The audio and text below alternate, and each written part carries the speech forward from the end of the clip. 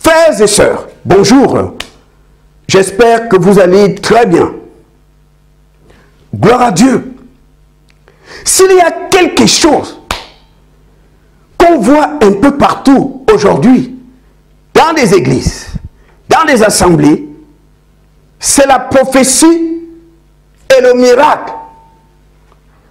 Il y a des miracles partout. Tout serviteur de Dieu veut faire des miracles. Certains ont recours aux pratiques occultes parce qu'on veut coûte que coûte faire des miracles. Mais Jésus-Christ a dit attention, il y aura des faux prophètes, eux aussi feront des miracles et séduiront beaucoup de gens. Comment savoir que ce miracle est de Dieu? Comment savoir que ce miracle est du diable? C'est la question. J'ai entendu cette question. Une femme m'a posé cette question. Frère, comment savoir que cet homme de Dieu, ces miracles viennent de Dieu ou pas? Je vous dis tout simplement que Jésus a tout dit. Tout est dans la parole de Dieu. Tout. Jésus-Christ a dit quoi? Satan vient vers vous pour détruire, égorger et voler. Le diable ne vient pas vers toi pour que tu aies la vie. Le diable ne vient pas vers toi pour que tu t'attaches à Jésus. Il vient pour te détruire, pour t'égorger, pour voler ta vie. Il a de la haine, il te déteste à mort. La réponse est là, si tu as l'Esprit de Dieu. Un miracle, écoute-moi bien, qui vient du Saint-Esprit, te poussera toujours à s'attacher à Jésus. Un miracle qui vient du diable t'éloigne de Dieu. Je vous prends un exemple. Au pays, il y avait un gars au quartier. Il a fait la classe de terminale, il a raté le bac plusieurs fois. Et il a déposé sa candidature pour un concours de la douane. Le concours avait lieu un mardi. Vendredi soir, il a pris un car. Il est allé au village, aller voir un tradit praticien pour qu'on lui lave le corps et passer un rituel. Il a égorgé un mouton. Quand il vient passer le concours de la douane, il a eu le concours. Jusqu'à ce jour, à chaque fois qu'il a un petit problème, même avec sa femme, il va au village voir le même tradit praticien. Le même tradit praticien. Cet homme est devenu pour lui comme un dieu. Il se confie à cet homme. Un miracle qui vient du diable t'amène à t'attacher à l'homme ou au démon. Le miracle qui vient de Dieu t'amène à t'attacher à Jésus et à Jésus seul. Satan vient pour détruire, égorger et voler. Jamais Satan va opérer un miracle et après te pousser à s'attacher à Jésus. Alors, c'est facile de savoir, à moins que tu sois un nouveau converti. Mais si tu es un chrétien mature et que tu médites la parole de Dieu, tu retiens ce qu'a dit Jésus. Le diable ne vient pas vers moi pour que je sois sauvé. Le diable ne vient pas vers moi pour mon salut. Jésus me dit, quand il vient, il n'a qu'une seule pensée, me détruire, m'égorger. Ça veut dire que jamais le diable fera un miracle dans ta vie et ensuite te pousser à s'attacher à Jésus. Jamais de la vie. Je pose alors une question. Toi qui as obtenu un miracle dans ta vie, tu as prié. Ce miracle t'amène à s'attacher à l'homme qui avait prié pour toi ou à Jésus-Christ. C'est toi qui peux répondre à la question. C'est toi. Est-ce que le miracle que tu as obtenu te pousse à s'attacher à l'homme ou à Jésus-Christ? Mais le Saint-Esprit te poussera toujours vers le Seigneur Jésus. Parce que la Bible dit que l'amour de Dieu est répandu dans notre cœur par le Saint-Esprit. L'amour en nous, l'amour de Dieu vient du Saint-Esprit. Un miracle qui vient de Dieu te pousse vers Jésus. Un miracle qui vient du diable te pousse à s'attacher à l'homme. Regardez ce gars.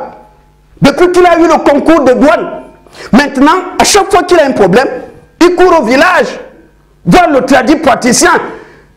Ça, c'est le miracle qui vient du diable. Ça, c'est le miracle qui vient du diable. Il te pousse à s'attacher à l'homme. Et derrière cet homme se trouve le diable. Derrière le tradit praticien, c'est le diable. Derrière le marabout, c'est le diable. Derrière les fétiches, la puissance qui vient des fétiches vient des démons. Jamais Satan va opérer un miracle dans ta vie. Ensuite, il te pousse à s'attacher à Jésus. Jésus-Christ a dit, le diable vient pour détruire, égorger et voler. À partir de cette parole, tu peux toi-même savoir, depuis que tu as eu ce miracle, est-ce que ce miracle te pousse à adorer l'homme ou bien à adorer Jésus-Christ? C'est toi qui peux trancher. Maintenant, dans le Seigneur, il y a les nouveaux convertis qui s'attachent à l'homme, mais c'est à cet homme, c'est à ce serviteur de Dieu de leur dire, ne vous attachez pas à moi, je ne suis que simple instrument, c'est Jésus-Christ qui agit, allez vers Jésus. Vous avez vu Jean-Baptiste?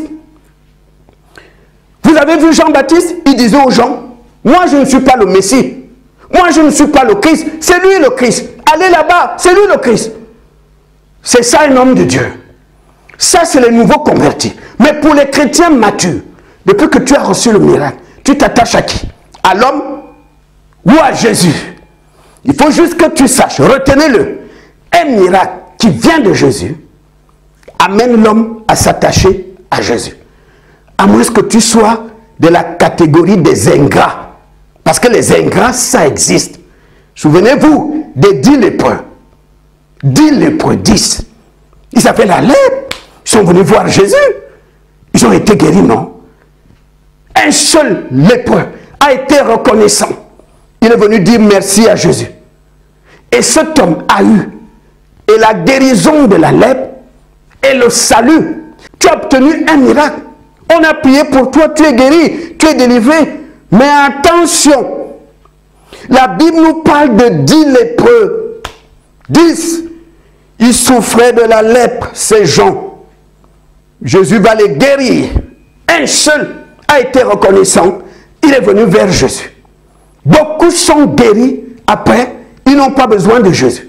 Même si tu as obtenu un miracle de Dieu, tu peux aller en enfer après. Attention, même si dans ce monde, tu as eu un miracle de Dieu, tu peux, après ta mort, aller en enfer. Ils étaient 10 lépreux, 10.